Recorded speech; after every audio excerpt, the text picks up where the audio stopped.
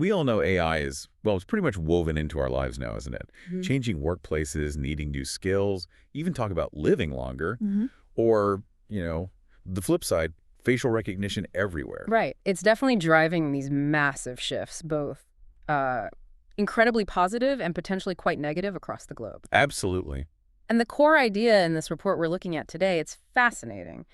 It suggests the outcome, good or bad, isn't set in stone. Okay, It really hinges on who controls the tech. I mean, the actual ownership of the AI and the knowledge behind it. Is it just a few players, or is it spread out more widely? that makes sense. So understanding the research landscape where this stuff is actually being created, that becomes critical. Especially now, AI is, well, clearly a geopolitical factor. And that's exactly what we're diving into. Yeah. We're using a digital research report from July 2025. It's called DeepSeek and the New Geopolitics of AI by Daniel W. Hook of Digital Science. A really timely piece. Yeah, it digs into the key areas investing heavily in AI research. China, the EU-27, the UK, and the US, trying to see the global picture from their perspective. So our mission here is to unpack the biggest takeaways for you, basically give you a shortcut to getting up to speed on this. Okay, so let's unpack that first big idea. AI is a geopolitical lever. The report is really clear on this. It's not just research anymore. No, definitely not. It's become this tool that nations can use. Think about what that actually means for global power. It's suddenly about security, economics, influence. It fundamentally changes the game. It's about strategic advantage, pure and simple. Can you shape global standards? Can you lead in defense tech? Do you control critical infrastructure? AI touches all of that now. Right. A lever is exactly the right word. Yeah. So how does the U.S. fit into this picture, according to the report? Well, it's interesting. The U.S. is still clearly out front in what the report calls AI to innovation translation. Meaning taking the research and actually making something with it. Products, companies. Exactly. They're very, very good at that. Taking the science and turning it into commercial value, societal impact. And that's largely down to these really strong links between academia and industry. The whole ecosystem, the venture capital, the flow of talent. Precisely. That pipeline is incredibly effective, a unique strength. But you said it's complex. So if they're strong there, where's the catch? The report mentions a decline. Ah, yes. And this is the crucial bit.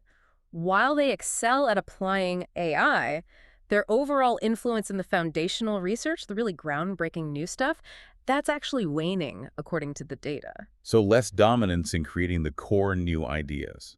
Kind of. It suggests other places are maybe accelerating faster in generating that brand new knowledge. Now, it's not that they lack talent. The U.S. is still the major destination for top AI researchers from everywhere. And they'll pull in the best minds. Absolutely. That's a huge asset. But the sheer volume, maybe the cutting edge of new discoveries, that seems to be shifting, which, long term could mean relying more on research done elsewhere. That has strategic implications. Okay, and that sets up the next part perfectly, doesn't it? Because while the U.S. picture is nuanced, China's story is one of, well, dramatic ascent. Undeniable. The report says China is now dominating AI research, full stop. Dominating. Wow. And it's not just about the number of papers, though the volume is huge. It's about strategic focus, independence. They mention DeepSeek specifically. Right, the Chinese AI lab, developing their own big models. Exactly. DeepSeek is highlighted as a prime example of China building its own top-tier AI capabilities independent of Western tech. It shows they can innovate right at the forefront. It's a symbol of that self-sufficiency drive. And it's not just internal growth, is it? The report mentions talent flows. This is a really key finding. The data shows consistent talent flows from the US and the UK towards China. Really? So researchers are moving there? Yes, it's significant. It means China isn't just cultivating its own huge pool of young AI scientists. It's actively attracting established experts from the traditional hubs. They're drawn by the scale, the investment, the data. That's a major shift. Huge. And on top of that, China's become the world's top AI collaborator. It's central to international research networks now. Not just one-to-one links, but this complex web. They're indispensable for a lot of collaborative work. So this massive internal engine, the vast young talent pool the report mentions, is driving this expansion. And they're also becoming the central node for global collaboration. That's the picture, yes. Highly educated graduates, strong government backing. It's fueling sustained growth. And the report highlights the UK connection specifically. It does. It notes that China is now the UK's primary AI collaborator, more so than the US or the EU for the UK now. Overtaking the US and EU. According to the report's analysis of collaborations, yes. More joint papers, shared projects. It shows a real realignment, maybe a pragmatic choice by the UK to engage where the cutting-edge research is accelerating. Fascinating. Okay, so shifting gears slightly, what about the UK itself? The report calls it small but globally impactful. What does that mean in practice? It's a neat phrase, isn't it? It means that even though the UK's total research output in AI might be smaller than, say, the US or China, it punches well above its weight. How so? They consistently score very high on attention per output. Basically, the research they do produce gets a lot of visibility, a lot of citations, high impact within the global AI community. So quality over quantity, perhaps. You could say that. It suggests a strategic focus, maybe investing cleverly in specific high-value areas, often around their top universities or research centers, rather than trying to cover everything, making a disproportionate impact where they choose to focus. Efficient, you might say.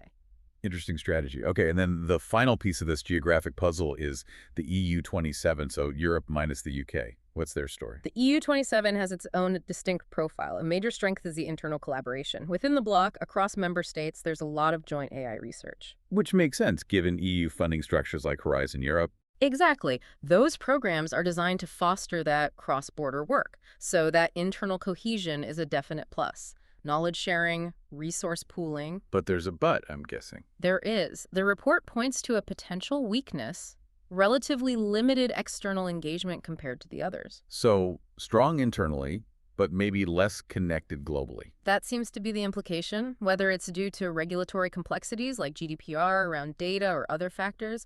The report suggests this could hamper their innovation dynamism. How so?